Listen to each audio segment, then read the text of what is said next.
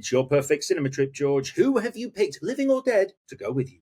I would love to sit down with Leonardo DiCaprio in terms of plotting his career, like the choices that he's made, the films that he's worked on, the performances he's given, um, and the fact he's done it in such a kind of classy way. He's such a kind of Goliath of quality, basically, in his work, in the work that he associates himself with.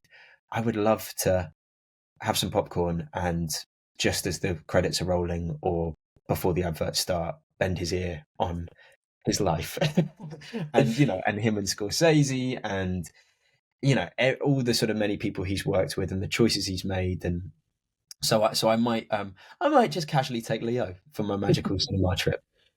It's really interesting what you say about Leonardo DiCaprio. I only read this the other day about Titanic, how he had to be convinced to do Titanic by James Cameron, because up Wow. until that point, not to generalize, but to generalize, he'd played quite affected characters, and he felt Jack was just a very straight, heroic, nice role.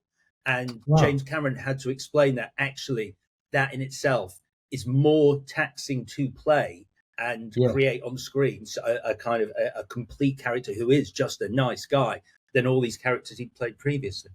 That's so interesting because it wasn't that long ago I saw Titanic again, and I was watching him going, he's so bloody good, because that's really hard to do. The amount of tapes over the years, you're trying to, basically play Jack Dawson, where you get the role that's sort of like a good-looking, nice, affable, slightly kind of like a really nice, but also a bit of a rogue.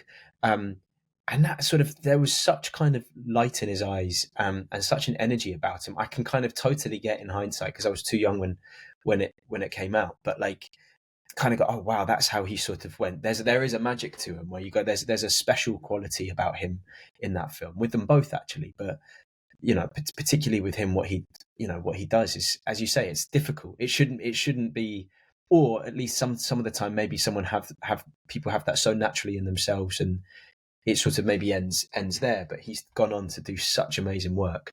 Thank you so much for watching this interview.